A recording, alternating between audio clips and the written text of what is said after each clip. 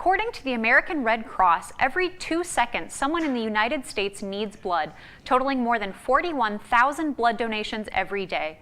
The American Red Cross supplies about 40% of the nation's blood supply, and they rely on donors across the country to help save lives.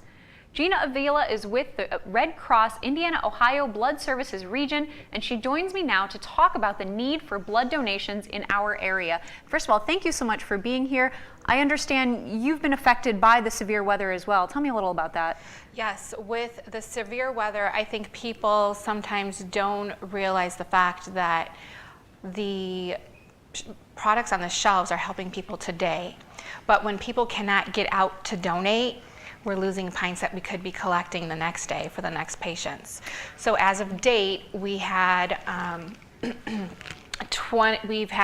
nearly 240 blood drives cancel in 23 states, and that amounted to at least a loss of 7,000 units. My goodness, and I know you were telling me even still today you've had some cancellations. Yes, we've had cancellations. So the weather has not stopped, and we continue every day to collect blood, and so we will have to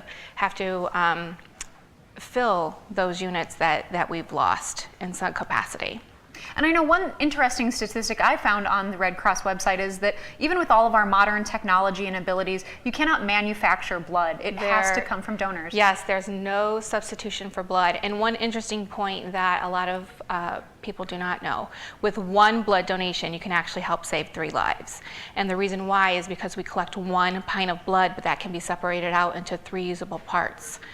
Red cells, plasma, and platelets. That can go to 3 different people with 3 different medical conditions. So with 1 hour of your time, 1 pint of your blood, you're helping to save 3 lives. But if you think about it, each one of those people have friends and family. So at the end of the day, how many people are you really impacting? It's priceless, absolutely priceless.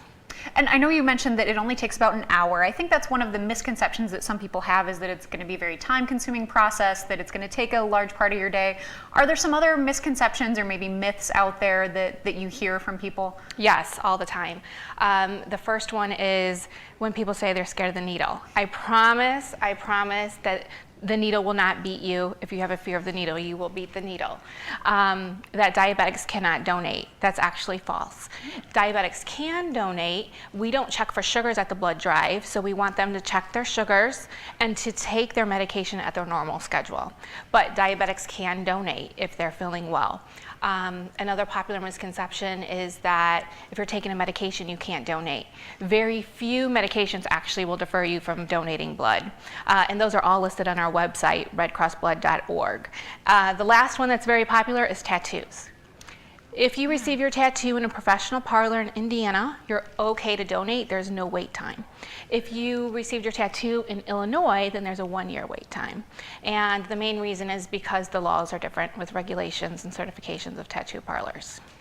Very good to know. And if people do want to help out, they want to go out and donate, where can they find out about blood drives, resources? I know we have a few listed that are coming up in our region. Where can they find that information? We have blood drives all the time in Lake Porter County. The best place to go is redcrossblood.org. That's redcrossblood.org. You can type in your zip code near your house, near your work. You can find the blood drives there. You can sign up there or call Red Cross 1-800-RED CROSS. Okay, well, Gina, thank you so much for being with us this evening, and I hope the weather doesn't continue to affect you much more.